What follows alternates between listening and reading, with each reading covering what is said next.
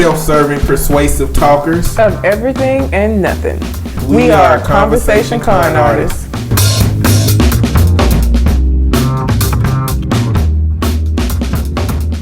Hey, what's up? I am Calamity Red. And I'm Mr. On Point. We are back one more again with your weekly dose of conversation con artists. Yes, we are. Yeah. Exciting. And today we are going to get started with some deliberate nonsense because there's a lot of nonsense going on out here this week. Always. It's always a lot of nonsense going on every week. And more so, like, because I felt like last week there wasn't as much, so they made up for it this week. You know? You're right. I agree. Holidays, I guess everybody took a break from stupid shit, but we're back again with more stupid shit. Yeah. Yay. My first story is about Aziz Ansari and his new show, Master of None. He is a character dev, and I think the overarching theme of the show is to talk about a lot of uncomfortable things that go on in our society. But it's from the perspective of an Indian American. I've never I'm not the biggest fan of his. I've seen it on my Netflix. I'll check it out, and then I'm like, I just never do.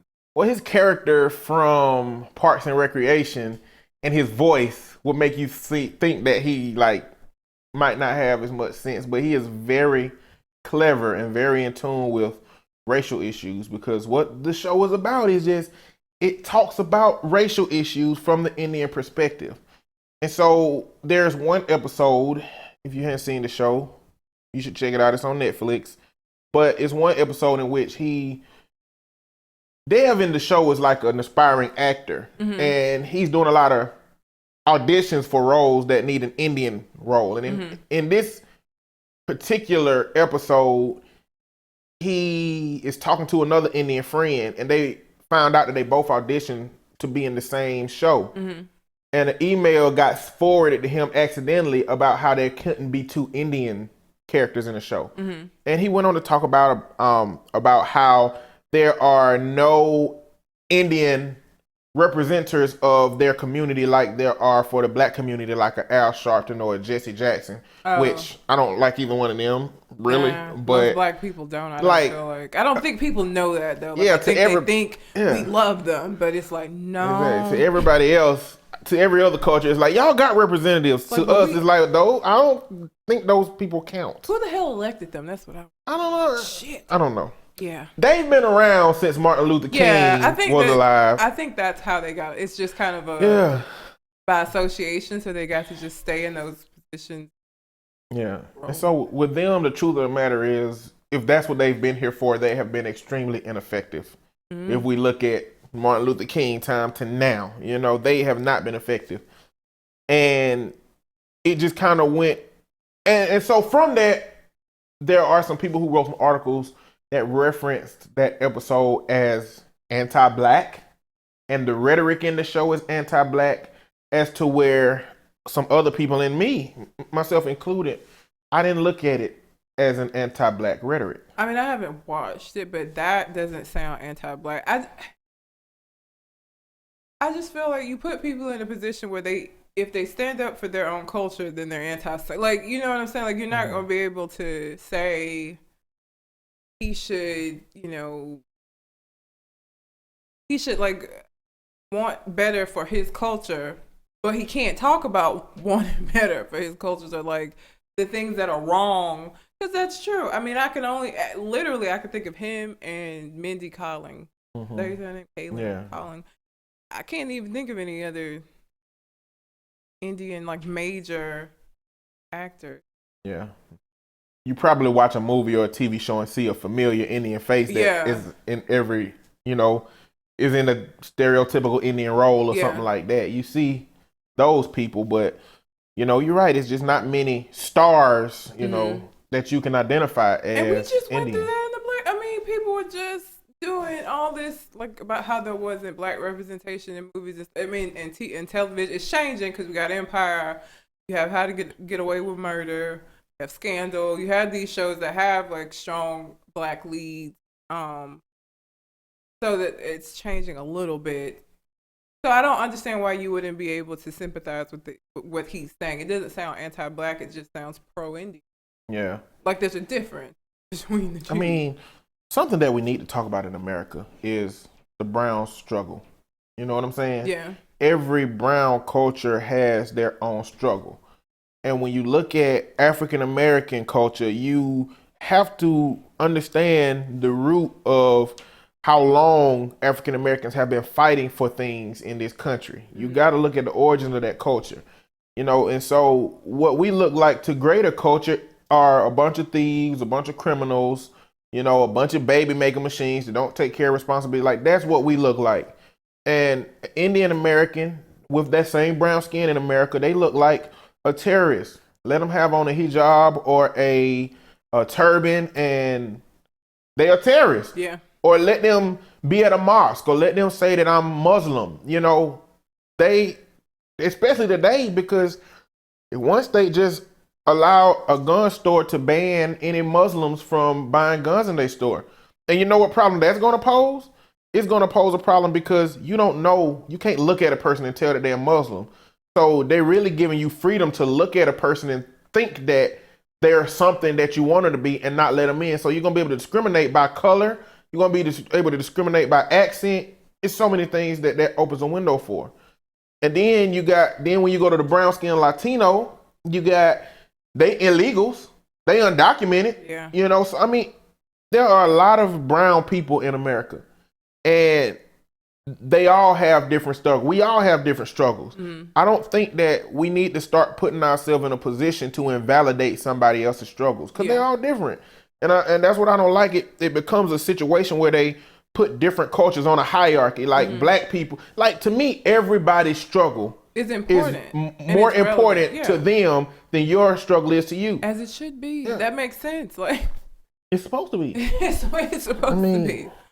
And when you get to a position where you're trying to say my struggle is worse than yours, and I want you to believe my struggle is worse than yours as well, that's when you're going to get into a dialogue that is not going to render any kind of results. Yeah. And then you get to a situation where if you want to talk about, you know, them being anti-black because they're not standing with us and supporting with us, that puts us in the same position as white America when they come up with their white pride. You know what I'm saying? Like, don't even get me.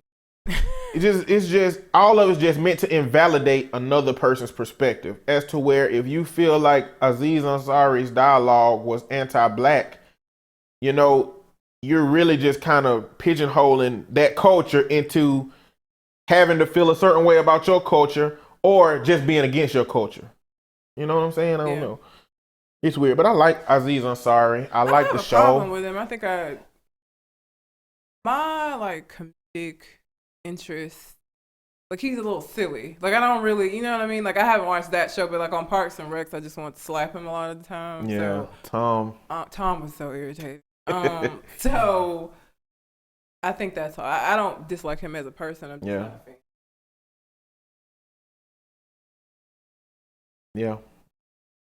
But, you know, I mean, and like I said, you got to understand that the history that precedes African American culture in America has had to force people to be advocates for African American culture. And that's why you have a whole bunch of people, let's not say Al Sharpton and Jesse Jackson, but because the names of many positive people in that regard escape me, let's say the positive, you know, accepted version of Al Sharpton and Jesse Jackson.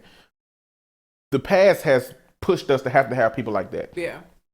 And I would probably go to say that, not to invalidate another culture's experiences, but to say that if something started happening in America that heavily scrutinized and demonized the Indian community, like it's threatening to do now with ISIS and with the Muslim stuff, there will be advocates that come out. Yeah. There will be people that have to be thrust into the limelight to uphold or force the government to uphold the Constitution and the freedom of religion. I think that any culture that is at a critical moment in which they need people to be there, they will be. Yeah. And either we can say that nobody has come from those other cultures yet to do that because it's not a need for it. Or those cultures don't have such a long-standing history of it that they're willing to deal with a little bit more than African Americans are. Yeah. You know what I'm saying? So I don't know, but I just don't like the anti-blackness dialogue. Yeah. Because it's really usually black extremists that paint everybody who don't agree with them with this broad brush of being anti-black, when sometimes it's just, I don't agree with the way that you're phrasing it or the way that you believe it. Yeah. You got to give somebody an opportunity to believe it in the way that they want to. But yeah, y'all should check out Master of None. The first couple of episodes are pretty good, and I think I like it. It's just a diverse show in terms of what it offers comedically. I may eventually check. You know how I am with shows. So Yeah. like, I'll eventually, after the tide has gone, I'll probably be watching it when it's not even on anymore. Yeah. The next story situation that I have is about police officers in Dothan, Alabama. You heard about that? I did. We got police officers. This is a story. Police officers since 1996 have been found to have been planting drugs and guns on black offenders. Because some police are the worst. Some police are the worst. Some of them. Assholes. But the weight of the damage that the bad ones do really affect how we're able to perceive the good story ones. of being black in America, right? Everybody gets like, held up against the bad. That small percentage, all of us are held against that same stick.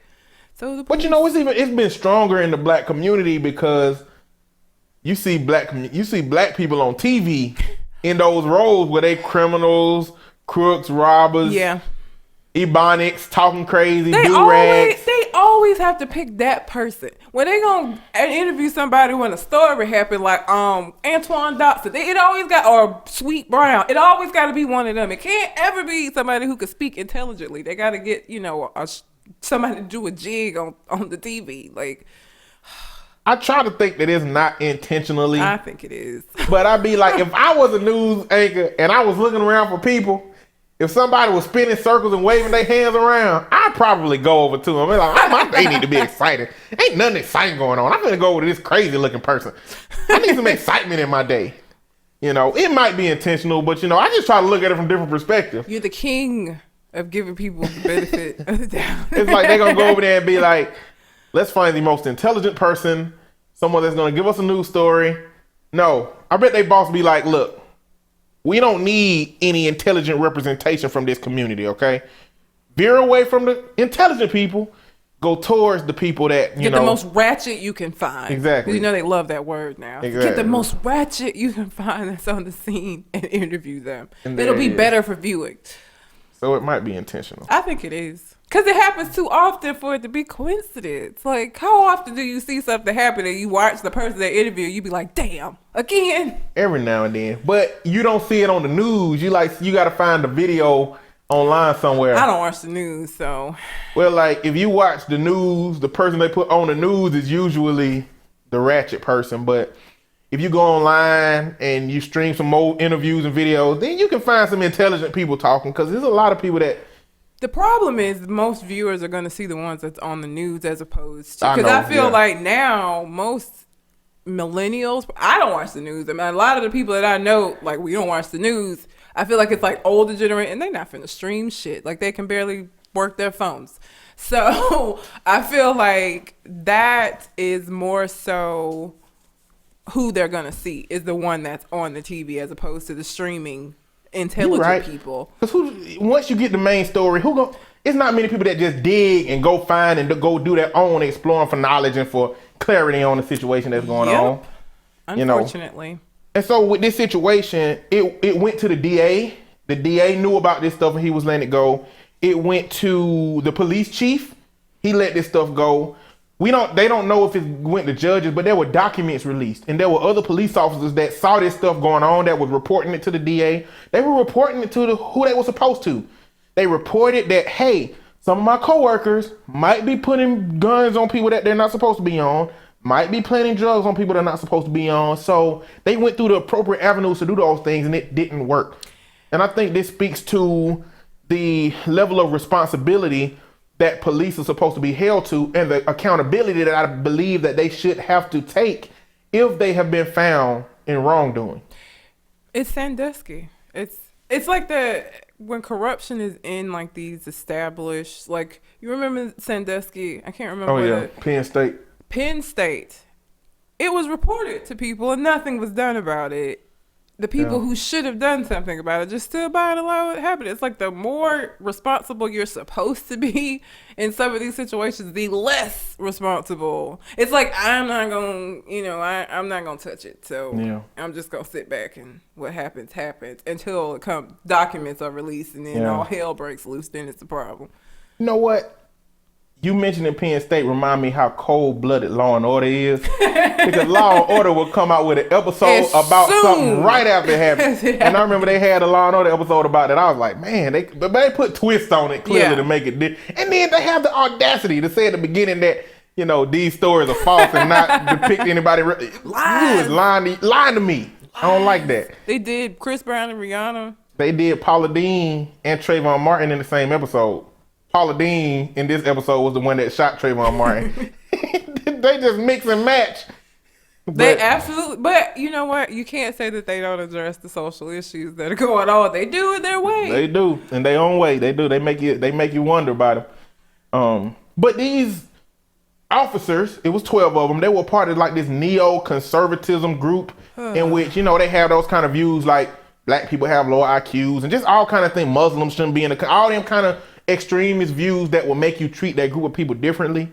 But the worst part about it is now they're in higher positions. Almost all of them in higher positions than they were in. And so how do you really address people that aggressively and assertively pursue a group of people, plant drugs or guns on them or whatever they do, and now they're in higher positions in which they can make even more impactful decisions towards that community in a negative way? Yeah. Like, how do you address it?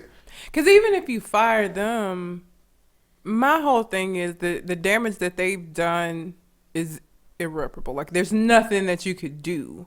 You can't give those people their lives back, the amount of time they spent in jail that they shouldn't have spent away from their families. You can't give that back to them. You can't fix that for them.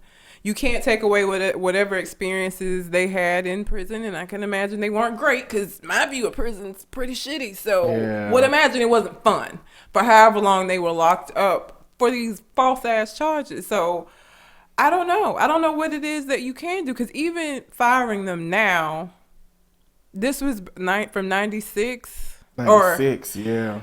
I mean, that's a long time. They've had plenty of time to enjoy their careers and, And on the other side, that's long enough for somebody to have had a young child when they went to jail and for their child to be grown. And they have missed most of their life. How do you give that back to that person? Like, a lot of times they'll give, like, the people wrongfully convicted money. That isn't time. Time is something that you cannot, that's the worst thing you can steal from somebody, because there's no way to pay that back. You can't give him seeing his kid walk. You can't give him hearing his first words. You can't give him seeing him go to the prom or graduate from kindergarten or any of those life things. You can't give that back to somebody, and pictures only do so much.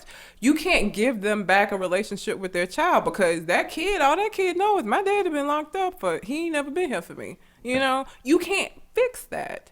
That's what makes this so shitty, is because what they steal by doing this, they cannot fix it. There's nothing that can be done for those people. Now, it can be stopped from them, because they are higher up, so they could do worse shit. It could be good for, like, potentially new victims of this corruption, but, like, for the ones that have been affected by it now, I don't know what you could do. And that's what's sucky about it. But I think this situation also speaks to the idea that this is how you can have a good cop in a system that's corrupt. Yeah. Because we know that there were cops reporting and turning stuff in. We can call them good cops. Let's call them cops that at least don't want to see people being wrongfully accused of things, or they don't want to see their coworkers painting a negative picture of that profession by doing the things they were doing. We can call those good cops.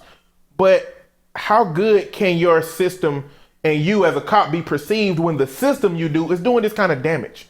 You know what I'm saying? And I think that's the biggest part of this dialogue that we're having in America now about cops. I think a lot of people look at it in terms of extremes. I think the system is broken. Mm-hmm. The system can very well, like, these cops that are shooting people, they might not be bad people. You know what I'm saying? Yeah. In some instances, they are bad people. In some instances, there are people that are just poorly trained and not prepared to handle last minute situation. In some instances, there are good people that are just in a system that put them in an environment that they probably shouldn't be in, if you want to be fair about it. Yeah. Because you would be in the suburbs, in the white community or the Latino community the same. They probably put them in a situation in which they've been convinced by that system with those 12 cops in it, that DA and that police chief, that's saying, you know, these people are less than you. These people don't deserve, trust. These people, and it might not even be that aggressive. It might be more subtle. It might be if a white person come in for an arrest, they say, take care of them, and a black person come in and say, put that trash over there. Like, it can be as passive as that. Yeah. Just noticing how people communicate about other groups, Yeah. But you can be a good person in a bad system, and you're going to be put in a situation where you're going to have to make some bad decisions at some point. Because you're going to have to acclimate or leave the system. Yeah. You're not going to be able to be in the system and not acclimate. So it's either leave the career that you have started or acclimate to the way things are done. And most of the time what we're seeing is we see them acclimate. Yeah. I think they maintain their distance internally, and they tell themselves that, I'm not going to be a part of that. But at some point, they got to make a decision. Mm-hmm. And I think that a lot of times when they make the decisions, they're going to be supported. Anyway, the system is going to try to protect them. These police forces are always going to try to protect the integrity of their system until you can't do it anymore. My problem today is just they try to protect those systems irrationally. Yeah. They try to protect those systems without even knowing all of the facts, without knowing all the truths. Just like the situation in Chicago with Laquan McDonald, they had that video for a year. Mm-hmm. They spent the year trying to figure out how they were going to protect this person until they realized protection at this point might not even be an option. Yeah. As to where, as civilians, we don't get that level of consideration when it comes to things that civilians do out here. Yeah. Absolutely not. And so to me, it's just, that's like the worst thing. Like, those are the worst kind of people. Yep. Hiding behind a badge and carrying out irreprehensible acts towards a community that already has trust issues with you, in a state in which the world already thinks is the KKK headquarters, which it probably is, skinheads, all of that. And it does not help the dialogue in our community today, our society. It's crazy, but it is what it is. But since we're talking about police, we can go on to the next situation. If you didn't know, Chick-fil-A has a campaign going on called Back the Blue. Now, I haven't seen this in any local Chick-fil-A's here. I don't necessarily go to Chick-fil-A often, but I've seen pictures of Chick-fil-A employees wearing shirts that say Back the Blue. The movement is supposed to be about supporting the police officers, and whatnot. This reminds me of All Lives Matter. It's in response to Black Lives Matter. Back the Blue is in response to all this shit that the police are doing in the media. Like, if they had supported the police in this way prior to all of these shootings, I might be okay with it. But the fact that you're doing this now, when it's like every month somebody's getting murdered, and it's in the news, because it happens more often than that, and it's in the news, and there's a new hashtag, and now y'all want to back the blue. I saw a meme today that reminded me of what Chick-fil-A, like, it said, in quotation marks, bitch who asked you, and then the person who said it is a bitch who didn't ask you. Like, nobody asked them for that. If you support the police, that's cool, but you don't have to have your employees wearing those shirts, because you don't know how that's going to impact the people that are coming into your establishment. Why would you do that? Not only that, but you don't know the experiences that your employees have had. That's true. You to making them force wear those this, exactly to force those opinions and values on them, and that's something that Chick-fil-A is one of the only organizations that has partaken in blatantly so often. Is, I mean, we already know it's a Christian establishment. They're not even open on Sundays, but when you start putting yourself in a position to push your morals on a group of people that you hired that are diverse, like gay marriage, police. I mean, and if you look at those two things and you apply them to a person, odds are they probably don't believe Muslims should be in the country. They probably think everybody with a turban on is a terrorist. Like, if you take those two ideals and apply them to the group of people that and the other things that they believe, it gets to a point where it's not supportive. It's really stigmatizing of other groups in our country. And you're talking about a place that employs gay people, that employs black people, that employs Muslims, that employs everybody that you can employ in America. Probably some atheists. Like, you push all of these things off on people. And, you know, our laws we say you're not supposed to do that. And yet I go into a Chick-fil-A and back the blue right there in front of my face. Like, I just don't understand. They just need to shut up. Like, people do too much. But like you were saying, like, anything, and it don't just have to, anything that you do or say as a knee-jerk response to something else, it's telling that other movement how you feel. Yep. When Black Lives Matter came out and somebody said, well, all lives matter, what you're saying is Black lives don't matter. What you're saying is, I don't really care about your movement. What you're saying is, I'll invalidate your movement with something that I feel. In the same way for Back the Blue. If we are saying, hey, the police are a little bit more aggressive than we would like for them to be, in some instances a lot more aggressive than we would like for them to be. Hey, police are not being held accountable for some of these things that they're doing, even in the least. What you're saying is, we don't buy that. We support the police 100%. You know, that's what the movement kind of says to me. And it invalidates the other.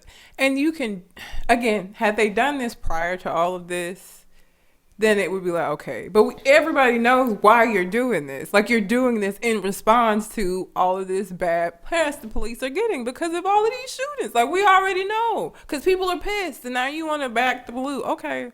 But don't act like it's for any other reason than what it is. Like, I hate when people do that.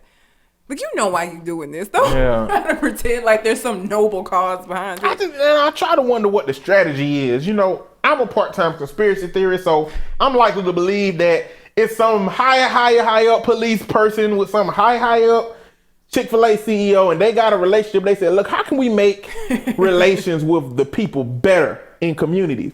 And the Chick-fil-A guy's like, I know we can put Back the Blue shirts on our employees. We can have our employees show that Chick-fil-A support, and it'll fix everything. It'll make everybody love you guys.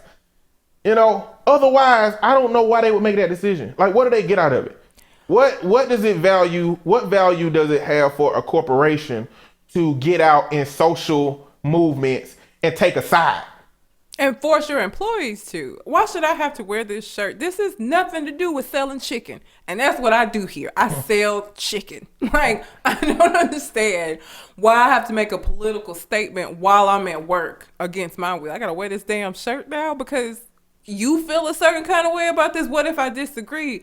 I wonder if the employees have the option of wearing the shirt or if everybody just has to wear the shirt or not. Oh, I wonder what's happened to people that said I'm not wearing it. Yeah. Wearing that? I don't know. I don't know. Because that's not what you go to work for. And in any other place, I mean, that could be an issue. You can't force me to. That's like me going to work and my boss saying, you know, you have to contribute to this thing for work. Like, you can't do that. That's not why I'm here. Yeah, exactly. It would be exactly the same thing. You can't force them to wear the shirt. So I wonder if it's an option. But here's the thing. Even if it's not spoken, this is another thing that places do a lot.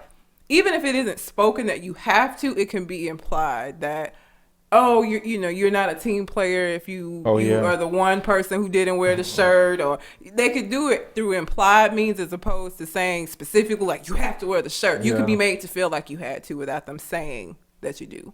And I imagine that's probably what's. So now when your review come, instead of getting your 35-cent raise, you can just get 15-cent raise because you're not a team player. You didn't want to wear blue. Yeah. Yeah. It's bullshit. It's just unfortunate that they felt the need to put themselves in the middle of this situation. Yeah. But I guess if it's gonna be somebody, then it's gonna be Chick-fil-A. Because they got a history of doing this stupid shit. So yeah. No shade. Do you eat at Chick-fil-A? I like their chicken. I like Chick-fil-A. And I like the waffle fries. I was pissed about the whole thing about gay marriage. That kind of, I was like, this ain't got nothing to do with your business. Like, that is separate. If that's how you feel, cool. Nothing to do with your business, though. Nothing to do with selling this chicken. Let's just sell the chicken. But I do like their chicken. It's good. Well, and that's why I don't feel like.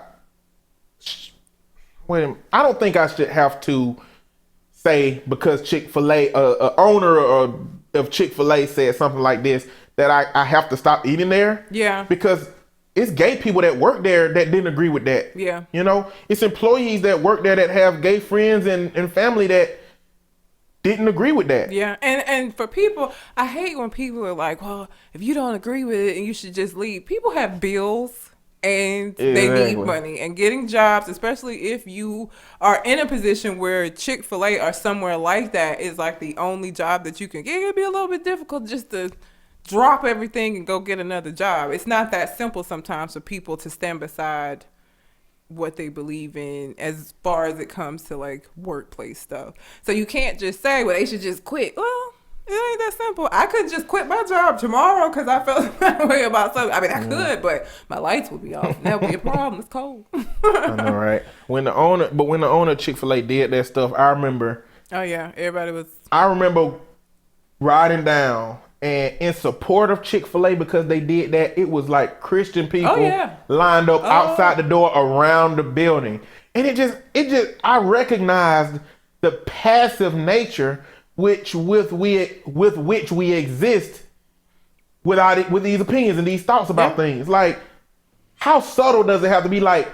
I'm not gonna say it, but I'm gonna stand around the building. I'm gonna stand in this line and wait for this you chicken. Weren't doing this last week. But when this comment came out, and like, how quiet have we become in our society that we would passively aggressively show our support or miss how we don't feel about a particular thing. Yeah. You know what I'm saying? I don't like it. I try to be as open as I can about my thoughts, about my opinions. Yeah. Anybody that asks me anything, I'm gonna tell them what it is, for better or for worse. Now, there are some environments where you can't do that in. Yeah. Like, I can't talk about certain things at work. Yeah. And it's certain people that is wise to stay away from that kind of conversation with them. Oh God. But I will never be so passive aggressive as to support something silently by going to eat at a place that and wait in line for 2 hours just to get some chicken. Yeah, and it ain't about it. It wasn't about the chicken, exactly. It was just about that support for bigotry. I just, if everybody minded their business and stopped being worried, I'm just saying the world would be such a better. If we could just worry about ourselves. If you're concerned about your soul, great. You work on your soul to get into heaven. Stop trying to save all these other people's soul. Because I imagine, I think I've said this before, I imagine whatever the end of the world is and on Judgment Day, it's going to be a whole lot of people trying to justify how their life ain't shit. But I did all of this, and I made sure those gays didn't do that, and I made sure my kid... That ain't got nothing to do with you, though. Yeah. Your life was full of shit. And so that's not going to help you get into heaven. You so worried about other people. And people do that because they don't want to have to deal with the stuff they have going on in their own life. Yeah. So I'm going to focus on this particular group. And I'm going to put all my energies into fixing them instead of fixing myself. Yeah. Mind your business, people. That's the moral of the story. And at the end of the day, the overarching message of the Bible is to love thy neighbor. And it does not tell any Christian that you should deal with giving consequences to a person that sins. That is supposed to be God's job. He is going to give out the judgment at the end of the day.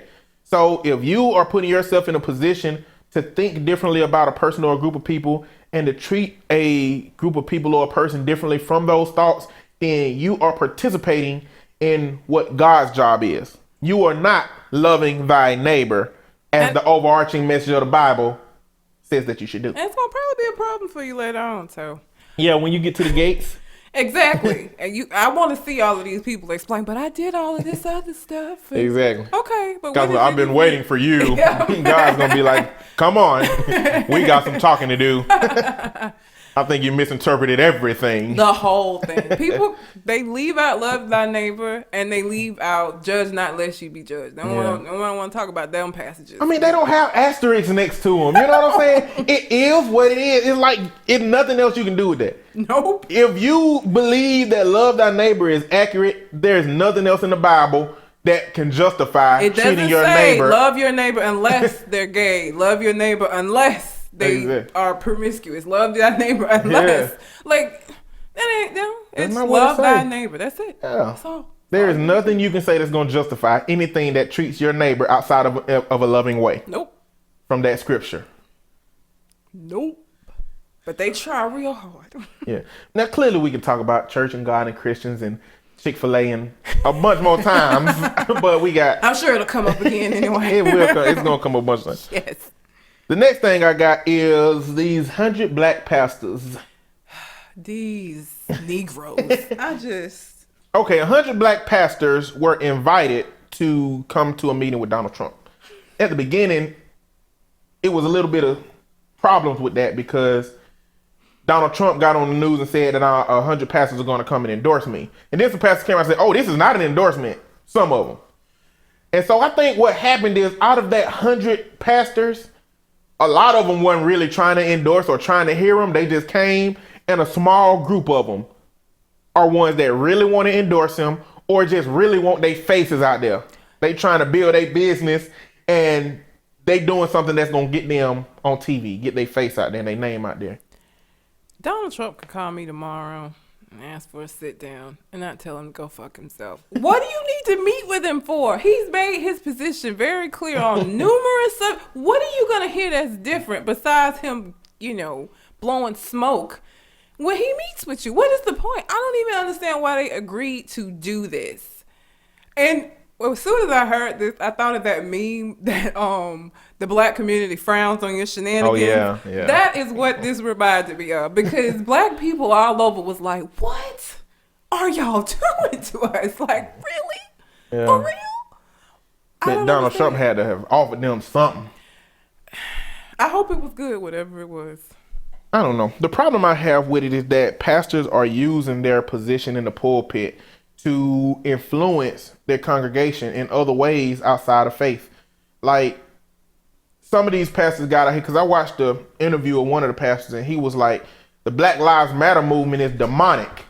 And another thing that he said was, I believe that people got to pull themselves up by their bootstraps. I did it.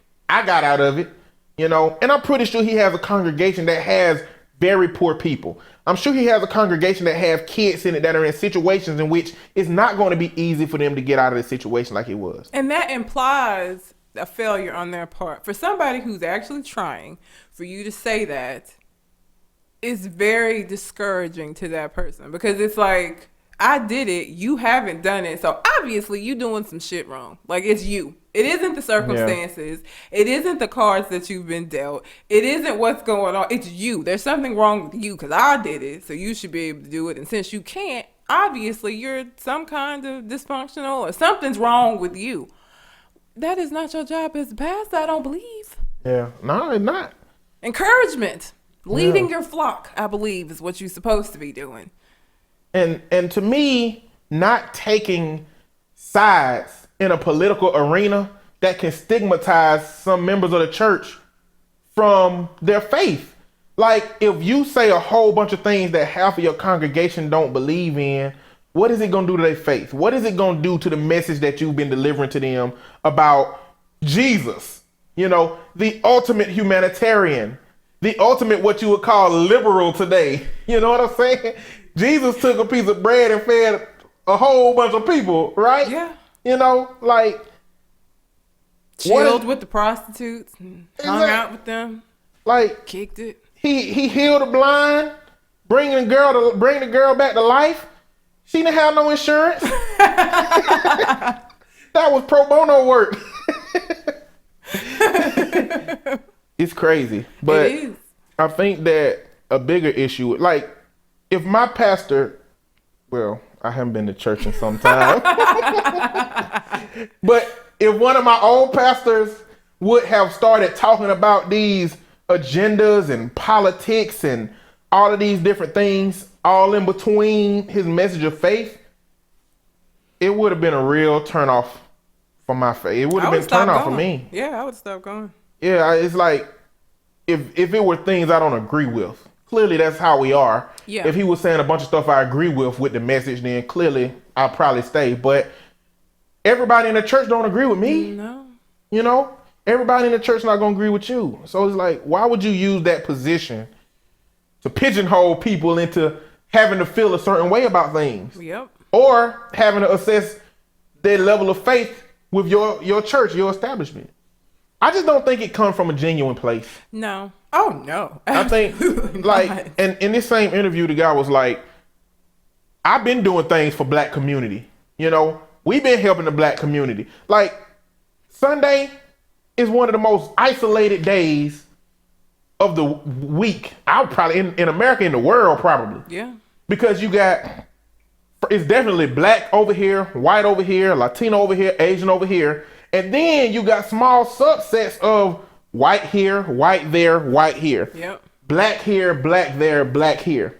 Now, I don't know if they're doing this now. Black churches are doing this now, but I know when I grew up, there were no churches that ever did anything together. Like with the other churches? Yeah, never.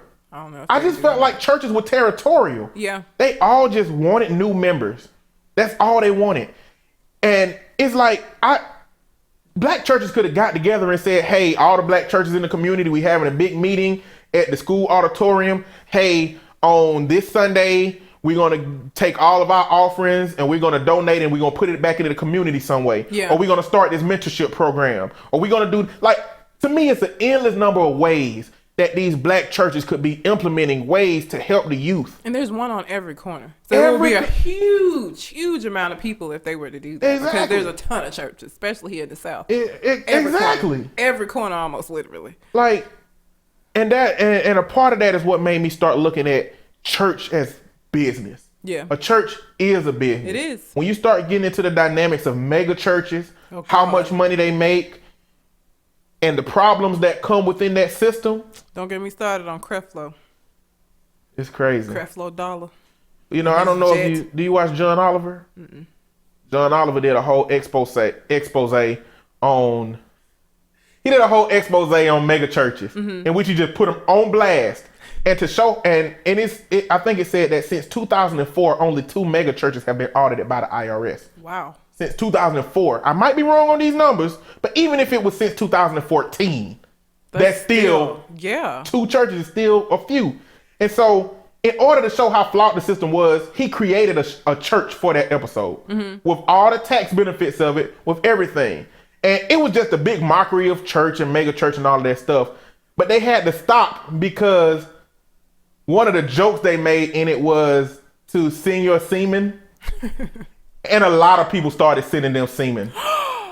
Disgusting. Yeah. Really? It was like, because it was supposed to be senior, like the mega churches as senior donations. Yeah. He was like, send your semen and your prayers will go, blah, blah, blah, blah, blah. People are disgusting. Yeah, that's why they had to stop it. They changed the address. They cut it all off. People are crazy. But he really just put the mega churches on blast and things like that. So it just, if these churches wanted to do something for the black community, they could. Absolutely. Instead of being on their individual pulpits saying, hey, support black businesses. Hey, kids, do good in school. Hey, parents, be involved. Why? The churches can do something. And in my head, it's an endless number of ways that the church can implement different things that's going to help. Like, I don't even know how it would have benefited if churches, like, okay, every now and then they had like a concert type thing. Yeah. But that wasn't even the whole church. That was just the choir part of the churches. You know what I'm saying?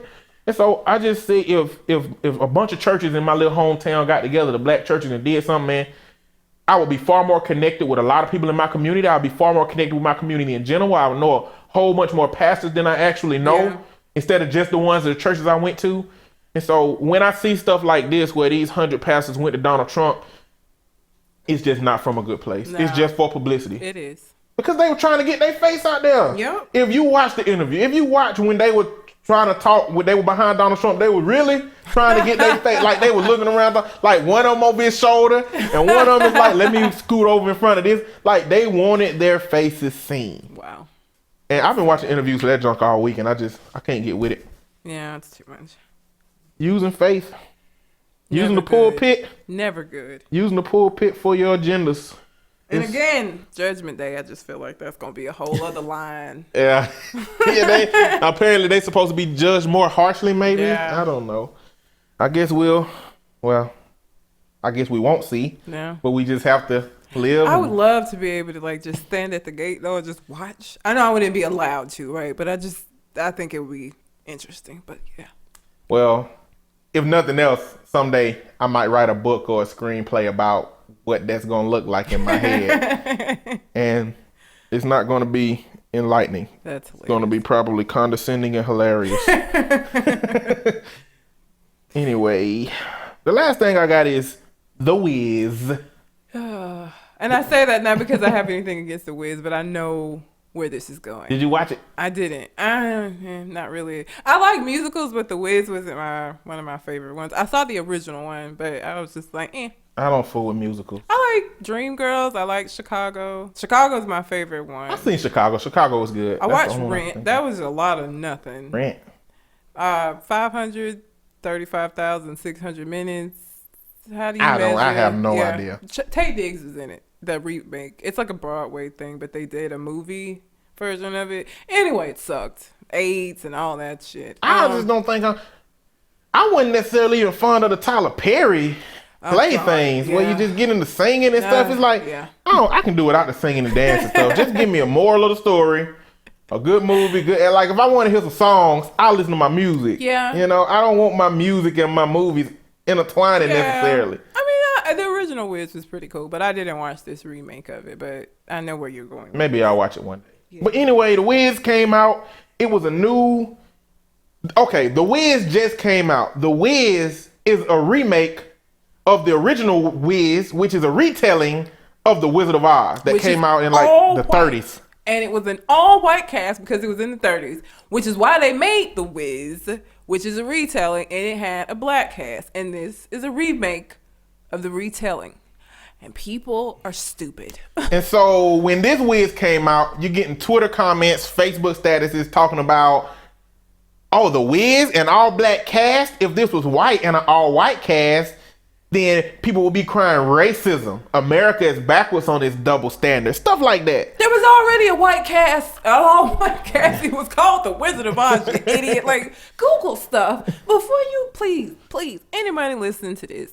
If you're going to get out here on social media, Twitter, Instagram, what have you, and you know, give everybody your 2 cents that nobody asked for, at least make sure that your 2 cents is based on fact and don't just get out here looking like an ass. Because Black Twitter is very non-forgiving. Yeah, they will get in your ass. So please make sure that you have your facts straight. There was already an all-white cast. It was The Wizard of Oz. I mean, if you got a piece of paper and it got a little black circle in the middle, you still gonna call it a white piece of paper. Yes. And so if you look at media in America, everything is white. I don't care if it got 2 black people in it. That's just a dot on a piece of paper. It's still white. Just because your favorite TV show got a black person that pop up and make some, you know, culturally urban comments. Because they do that so they can say the urban stuff they want to say, but they know if they have a white person say it, people have a problem with it. So let's get this one black person to say, or let's get this one Indian person to say the stuff we want to say, because they'll accept it more if it comes out of an Indian mouth, or if it comes out of a black mouth, or if it comes out of a Latino mouth, as opposed to if a white person said it, because they're going to have a problem with that. That's what I feel like that happens a lot. So they can say the culturally insensitive stuff without being culturally insensitive in the eyes of the viewing public. But for the people that make these kind of comments, outside of The Wiz, is it really enough that there's 1 or 2 black people on any other show? Is that enough? Is that enough for you to say, y'all got a black person here, y'all got a black person there? That's like, and I hate when people say that, because then that's to say there's a quota, right? There's only so many. Like, we've given you 3. How many do you want? Like there's some kind of a number that we've reached our max, and so until one of these people dies or stops making shows, well, we can't replace them because we're at our max capacity for Black people right now. I'm sorry. There was only 3 slots. Like that, to say that says that there's a max number. Like, there's 3. So what do you want? What more do you want? How about an equal number? How about opportunities? How about, fair treatment? How about those things?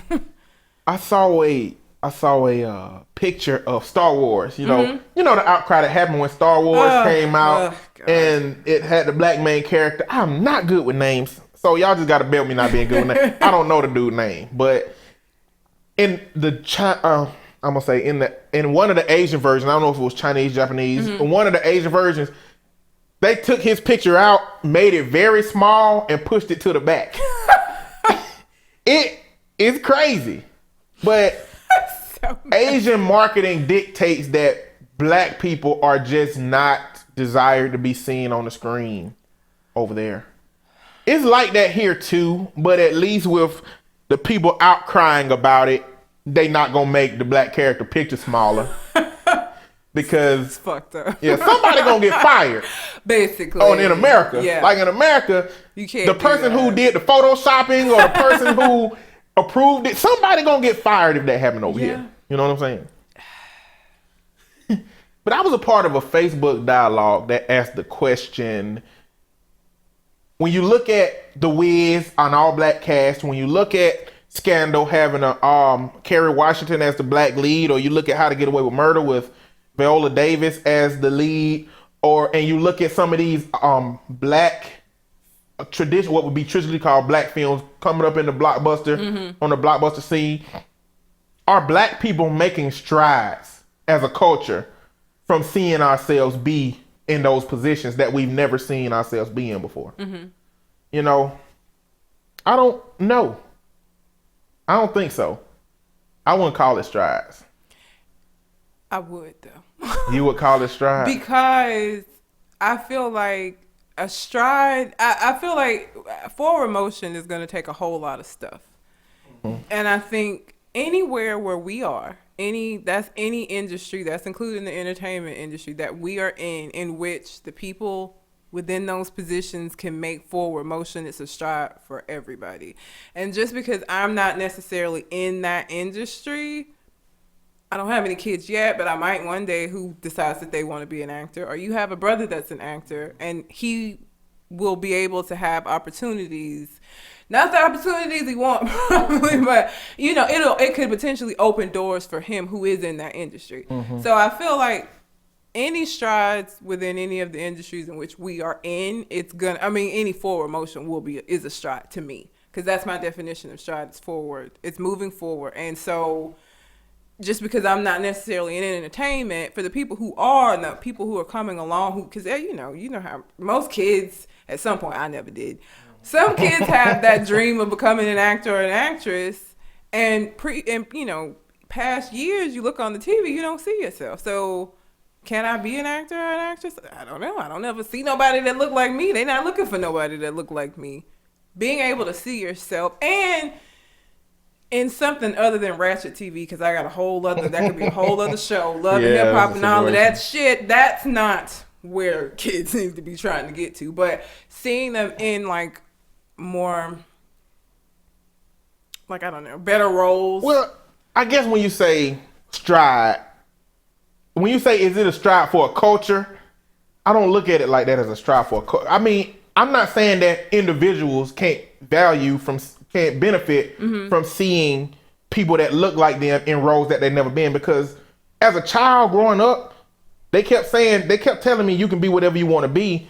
But when I look at the list of presidents, there was none that represented my skin color. There was none that represented my tone, my dialect, my syntax. You know what I'm saying? The kind of hair that I had. There was nobody that had that. So I know that there is value in people and children seeing people in those positions. So I think it benefits individuals. The reason that I don't look at it as a stride, I guess, is because I feel like that greater media, the heads of the media, which we would call, white society, are in charge of the floodgates.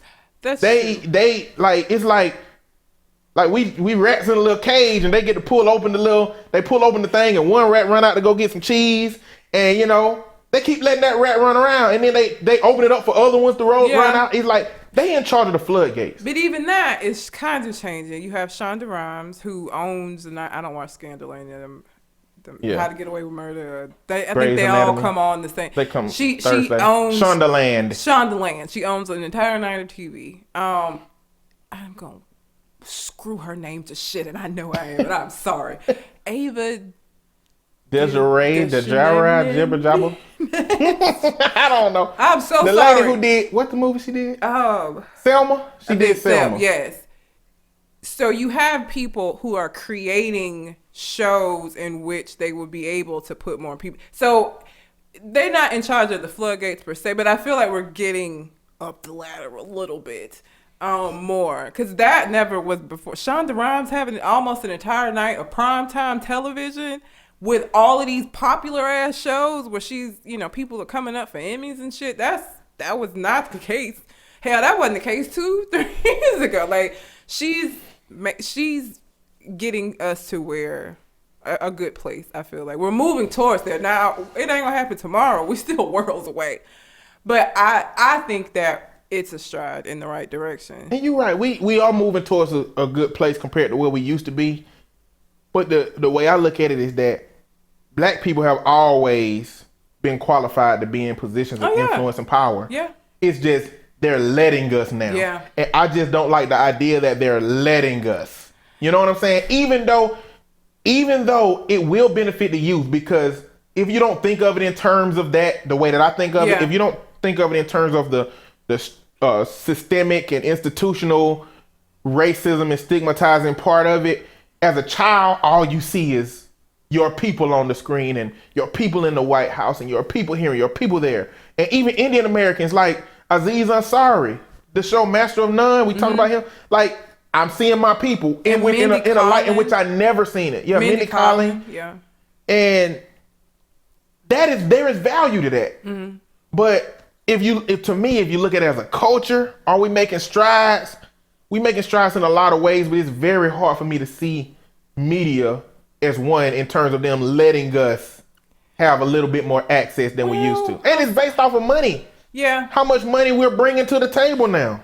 I mean, but I guess when you're in a country that wasn't built for you, in a country that's always been run by somebody else, it's going to be a long time before you feel differently about, it may not even be in your lifetime before you feel or see it not be them letting us, because they've been in control for so long and dethroning, the in charge, right? It's gonna take a long time. That may not happen in our lifetime. Like, you may not live to see that. I may not live to see that, unfortunately, because the country wasn't built for us. We just kind of brought over here. I got you. And in the big picture, to me, like, slow money is better than no money. You're right. Yeah, I'm sure your brother would agree. Yeah. I mean, even if it's moving forward in a small direction, I can see it as that, but I still... You have an issue with the word stride. I have an issue with the word stride. Stride...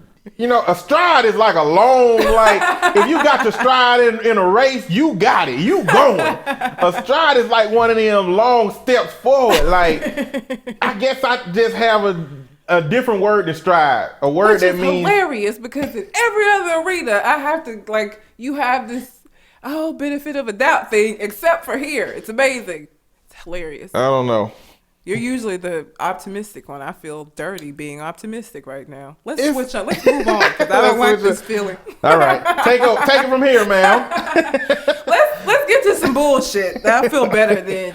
Let's get into some unnatural selection. I don't have a lot, because it was, I don't know, I just didn't see a lot.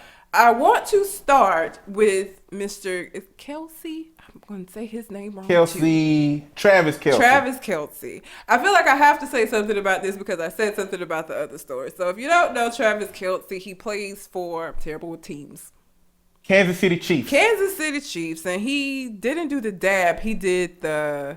He hit the Quan in the end zone. Now, I no letters written. Wasn't nobody all up in arms. And if you didn't know, Travis is white. Even one of the ESPN newscasters was like, I wonder whether was in the letter written about him doing that. Because it was sure horrible for Cam Newton to do a dance in the end zone. Ain't nobody said shit about Travis, though. And this is what I try to get people to understand when I say there's a difference in how things are perceived. You know, I had a conversation with one of my white friends who said something that somebody told him was offensive, and he didn't get why. Because a lot of times, like, we feel like white people are just being weird, but they really don't get it sometimes. And he didn't understand why. And I had to explain to him that what he said, he was like, because I would have said it to somebody white, so I don't understand. One, you're going to be judged based on your core group. Mm-hmm. And your core group, he said something about somebody's weave, their hair. And he was like, I would have said it to a white girl too. And I was like, yes, but what you have to understand, he was like, white women were wearing weave, been wearing weave. You're right, but the perception is different. The way that black women wearing false hair is looked at completely different from white, because the white women been wearing it forever. Most white women that you see walking down the street with long hair down their back, that's not their hair.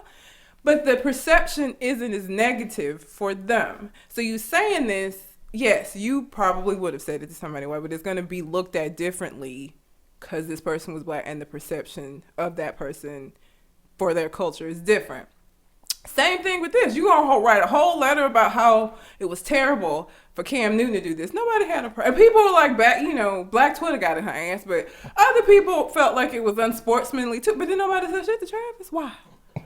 I don't see any other difference besides the fact that he's white and Cam is black. I don't see another difference. And they play for different teams. And I know you finna be optimistic, so go ahead and be optimistic. I got some theories. One, it could be that the Texans they fans are just bigger assholes than the Kansas City Chiefs fans. And so, they real critical of the situation. Or it could be that we saw that lady get drugged in the media about that letter. So we're going to shut up. Exactly. Yeah. So it would not be wise to write a letter about something that somebody got drugged for last week. Like, if you want to keep your job, your friends, your Facebook and Twitter activated, then you probably should not do something like that and let people know that it was you. Yeah. And so it could possibly be that everybody learned their lesson from that lady being stupid. It could be. And decided not to. It could be. Or it could be because Cam Newton is black and Travis Kelce is that's what it is. But white. I don't give people the benefit of a doubt like you do. But I do see that in society, we do continue to see things happening with white and black. Mm-hmm. Something with a black person happens and it's sensationalized, it's magnified, it's problem, and it happens to a white person and it's not really that big of an issue. Yeah. You know what I'm saying? Like, and I think that we look at it and we isolate those things and say that, this is different than this. You can always say that. Yeah. You can always say it. But when you look at statistics that show that, this group is getting the shaft everywhere, this group is getting the shaft at a moderately low level, we have to figure out where the problem is. We got to figure out what's making this group get the shaft more.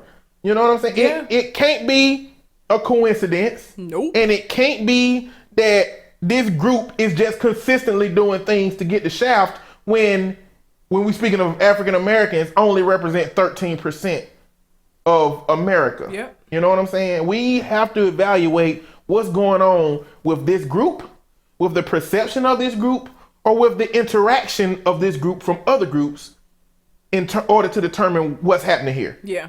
And how we resolve the situation. And I think that this is just a very small version of that, possibly. Yeah, maybe, potentially. I say every week I'm not going to do this, but Kim and Kanye had their baby. A new baby West? Named Saint West. Saint West. Really? Your parents are the furthest things from saints. And considering this family, he's not going to be no saint. He can't possibly. He might be. He might look at his family and be like, I don't want to be that. Maybe. What's the opposite of my family? Church. He could. Then the name would fit. I just don't foresee that happening, but he might. But what made me mad is like somebody said something to Kim about, oh, you're gonna name him South, and she got mad, and it's like, bitch, you named your daughter North. Don't act like directionals are out of the question for you. You still got East, you still got South. You can't use West because West would be just, passe. Can't do that. But East and South are still in. Don't do that. Don't act like we the crazy ones. You named your daughter North, so. She's like, clearly I wouldn't use more than one direction in naming my children. Duh. Like, girl, okay.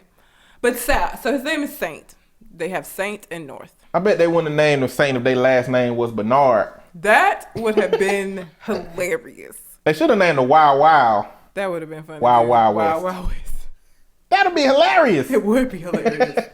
First name Wild, middle name Wild, last name West. Yeah. He's going to need some laughs. I feel like growing up in that family, so.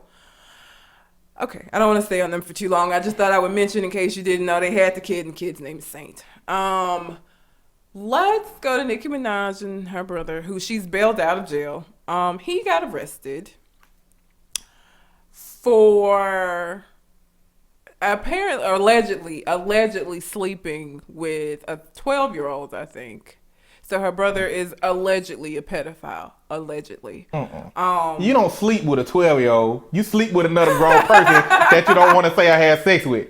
You rape a 12-year-old. Well, he raped a 12-year-old, allegedly. I want to say, because nothing's come out. No details or anything regarding the situation have come out, so I want to stay semi-neutral. But I feel bad for Nicki simply because she's in a lot. Like anybody else that this happens to, nobody gives a shit, right? And she didn't do anything, but she has to get this bad press because her brother did this, So it's kind of unfortunate for her. But if he did this, he is an asshole. He's the worst kind of person. And I personally feel like all of the pedophiles should be put on Pedophile Island, where they all go together and reside away from the rest of us on their own little island, kind of like Survivor, right? They have everything that they need, potentially, and they just stay on the island. It's like jail, but nicer. That's not. It's an island vacation for pedophiles. I don't think that should happen. I think it would be good. I think we should look into it. What about the mistakes? Like, what about? Like, they gonna send pedophiles to Pedophile Island that didn't even do nothing because the justice system. But they send people to jail that didn't. How would that be any different from them going to jail for not doing with something that they didn't do, as opposed to going to Pedophile Island? I mean, they still would get convicted. Them not going to Pedophile Island ain't gonna save their ass. They still okay. But you're talking about exile. Yep. I mean, exile and jail are two different things. Like, at least in jail, your folks can come and visit you and they can write to you. Hey, if somebody want to get on a boat, go out to Pedophile Island. Hey, and I thought about this. We could have staff for the island, so they're not just out. We need somebody to make sure their ass don't leave. Who gonna want to work on Pedophile Island? I mean, the same people who want to work in. Well, I guess adults. The ones who want, and the ones who work in prisons. Again, adults. It's like a prison, just on an island, away from the rest of us. I don't know. I don't like that. I think our justice system ain't stable enough to create an island because it's gonna be like, clearly it's people that go to jail, but now they gotta go to jail and we gotta pay for them to go out to some secluded island location. We gotta send them first class accommodations. We can get them a little, what are them little propeller plane things? Then why don't we just drown them? Well, that's murder. So where's the line? Where are we drawing the line here? Hey, they're not going to die. Drowning somebody's murder. I'm not saying kill them. I'm saying put them on a little island together, away from the rest of us and away from kids. If they're out on the island, then they're going to molest no children. Right? That's going to be a terrible idea. I mean, I wouldn't want to work on Pedophile Island personally. I'm not volunteering to do that. I'm just saying we need to set the island up. That's all. I feel like we need Pedophile Island. So what about murder? What about rape? We can have Murder Island. Listen, it's enough places in the world that we can have Pedophile Island, we can have Murder Island, we can have Rape Island. I feel like the rapists need to be separate from the pedophiles. Well, and there's that code because I don't know that. See, we couldn't put them all on the island together because the murderers, there's a code in prison for the pedophiles. They kill them, so you can keep them separated. So I don't want anybody to die. It's gonna be 500,000 people on the island trying to figure out how to get back at America. They're gonna become organized, and they're gonna have a pedophile plane. They're gonna build a bunch of pedophile rafts on the trees. They're gonna kill all the staff. Like, that can go wrong. It could go wrong, but look, people break out of prison here. We have revolts in prisons. That happens. Guards get killed sometimes. I just feel like this is like a next level prison deal. They're just gonna be a little further away. But as opposed to down the street in a prison. But I mean, it's like 2 prisons in Montgomery when I lived there. Kill me, like they're down the street, literally. But they're on the island. No way. The lines are blurred.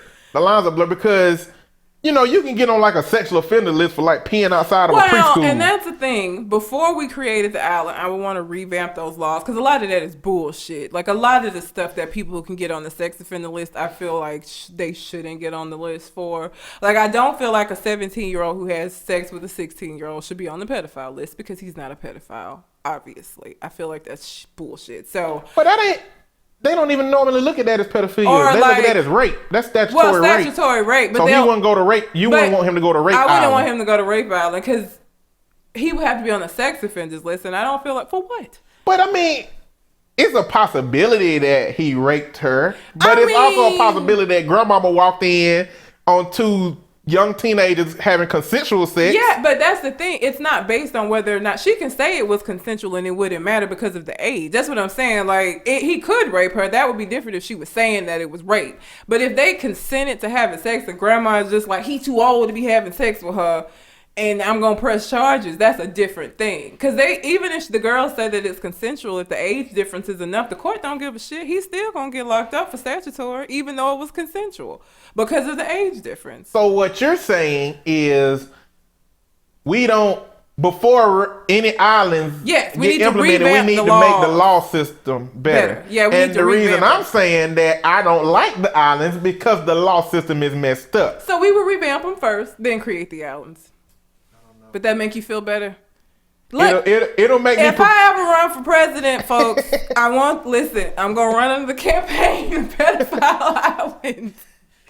Well, should ship them off. All of the conservatives, I get the conservative vote. Well, I mean, clearly, if you became the president, I would have to go along with your situation. But I don't think that would necessarily make me feel better about it because it's just like we have to prepare for the zombie apocalypse. We got to prepare for the pedophile apocalypse. We got to prepare for all the pedophiles to come. Hide your kids.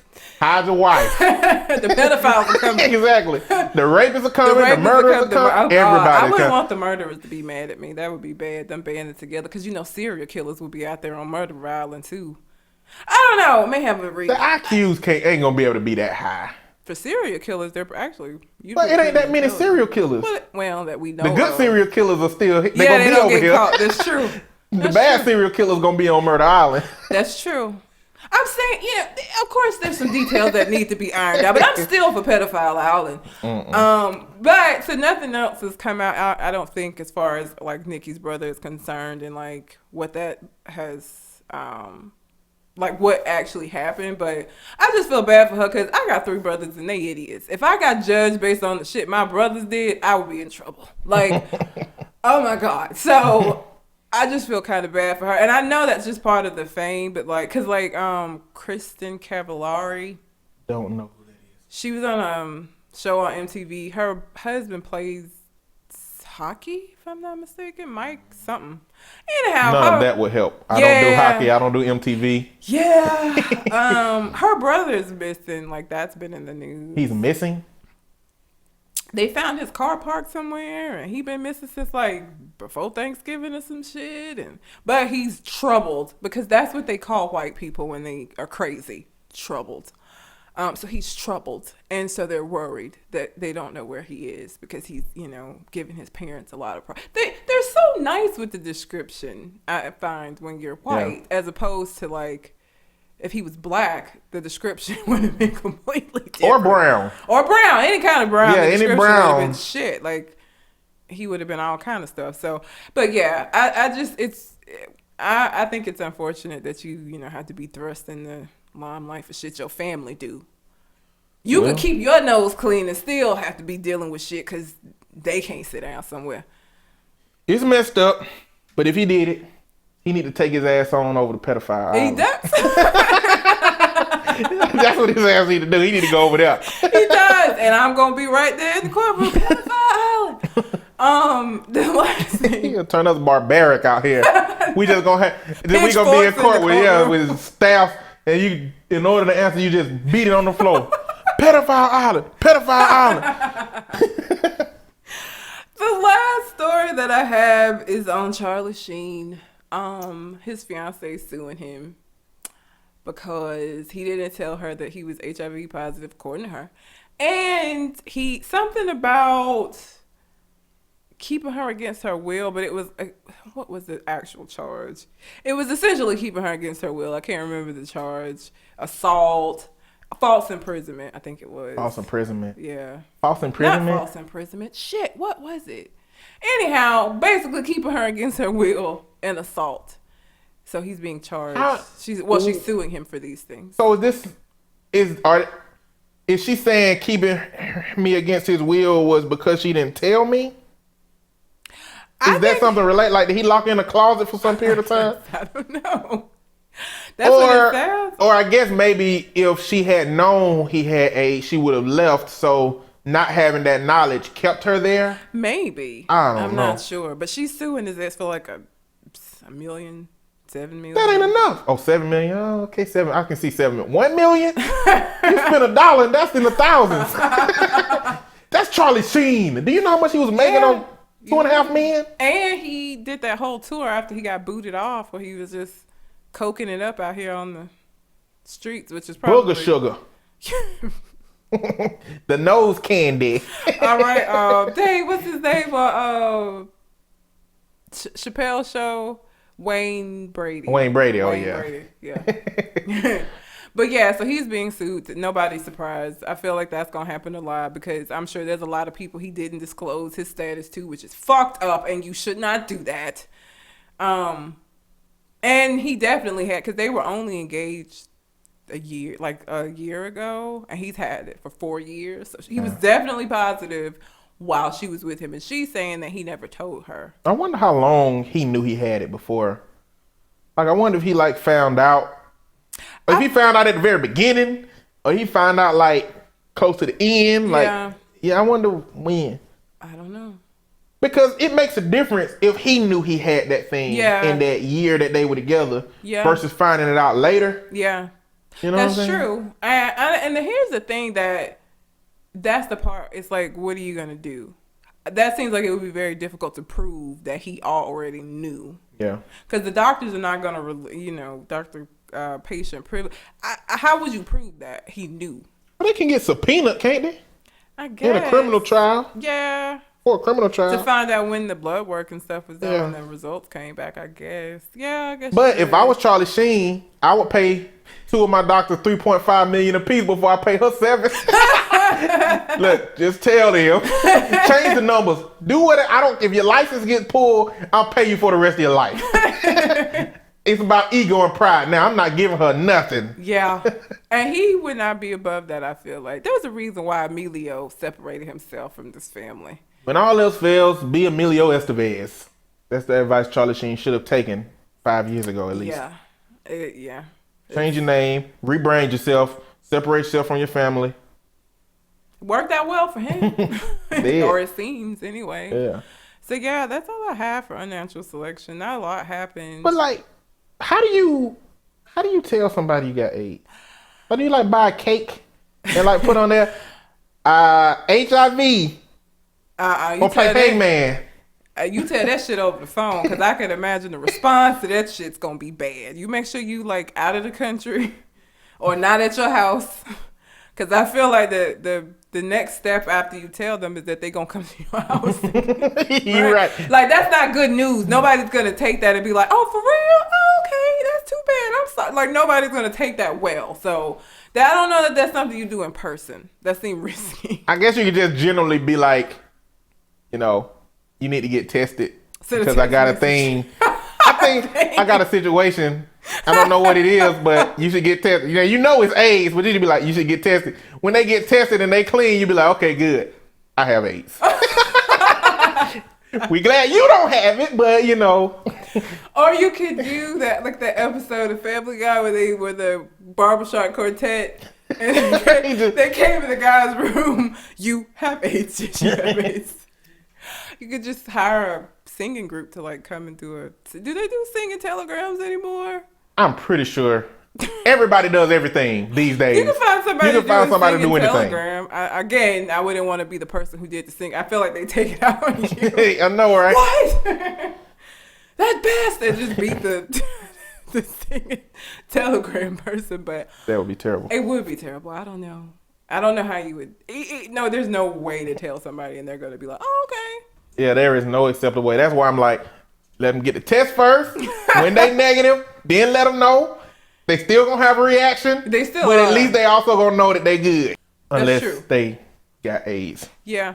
Then it's a situation. Yeah. I don't know. Terrible. Terrible. Charlie Sheen's a terrible person, but we've said that before and we'll probably say it again. He's horrible. He could be worse. He could be worse. He could be somebody that needs to go to Pedophile Island. So yeah. At least he wouldn't be on Pedophile Island. He'd be on AIDS Island. Murder Island. He'd be on Murder Island because that's the charge for that. If you don't disclose, it's like. But what if they don't die? Doesn't matter. You've given them a. Well, it's not so much a death sentence anymore now. Well, I guess if you couldn't afford the medication, aren't the medications still pretty expensive? Like if you don't have insurance and somebody gives it to you, how would you take care of yourself?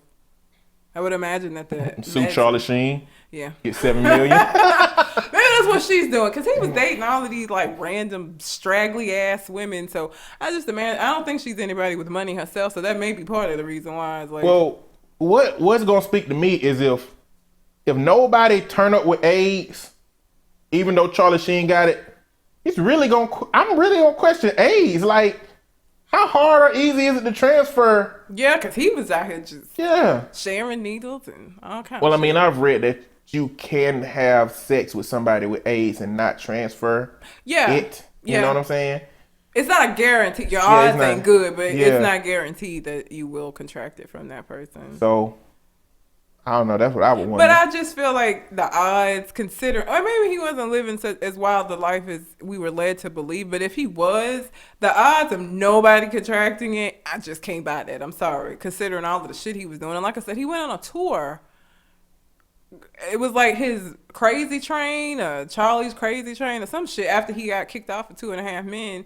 And he was just doing crazy shit. He had like 3 women that was traveling with him that he called the goddesses that he was sleeping with. It was just a bunch of fuckery. So I would be surprised if nobody, considering how reckless he was being, nobody else had it. Like, that would be surprising. Because odds ain't that damn good. And I don't think we'll ever find out. No, because people usually ain't nobody gonna say, "Hey, Charlie Sheen gave me AIDS." Yeah, they that's just like gonna... that pastor in Montgomery. Remember that he was HIV positive. He had been sleeping with the congregation. Yeah. Nobody ever came forward because 1, I'm gonna have to admit that I was sleeping with the pastor. Yeah, which is a no. Yeah, and then 2, I'm gonna have to admit that I contracted AIDS from said pastor. Nobody's gonna do that, so nobody's gonna come forward. So.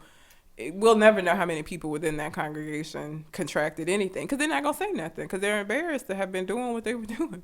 Yeah. So, yeah. True story. Yeah. Yeah. Well, you got anything else on your mind? I think that about ties it up. My tattoo's itchy. That's about all. Tattoo's itchy? Yeah. I don't have any tattoos. This was number 6. I just number got number 6. I'm working on a sleeve, so.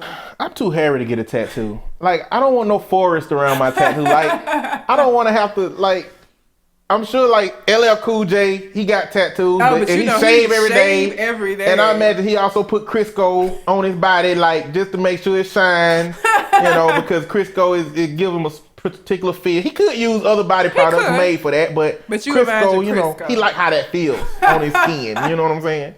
And so I couldn't do nothing like that. Yeah, that would be a lot. Yeah. It would be. And so I have to have a tattoo with a bunch of hair around it. Like, I don't. You could like, oh, you know what would be hilarious? You should get like a face. And then it could be its beard. You could get your own face and a beard. That would be terrible. Didn't Rick Ross do that? Or he had a chain of his own. Yeah, he got a chain. It wasn't a tattoo, it was a chain. I guess that would be narcissistic as shit, wouldn't it, to get your own face tattooed on just because you got hair on your... Nobody would believe it. They would just think you were extremely narcissistic. Like, nobody would be like, he got it because he got a beard. First, they'd be like, he real stupid. Number one. That's going to trump narcissism. You're right. You know, so I would be a stupid narcissist. Yeah. And that's the worst. That's probably the worst. Exactly. Yeah, that would be much worse. If you're going to be a narcissist, at least be smart. Yeah. Oh, they all think they're the most intelligent people in the world. They're the greatest. But at least be smart. Yeah. They're going to think they smart, but please, just be smart. At least let your smart live up to the idea that you have about yourself. Yeah, that would be nice. So maybe tattoos just aren't for you. But I don't know how many more it's gonna take to finish out this sleeve. So if I get larger ones, it wouldn't take as long. But it hurts. So sitting there for like long periods to get large tattoos, it's not gonna happen. I have to do this in smaller sessions because my tolerance is not that high. Like good 20 minutes and I'm ready to go. So it can't be anything that's gonna take more than 20 minutes of sitting. Gotcha. It's long enough. Well, I guess that'll be it for us. Until we come to the next conversation. We out. Holla.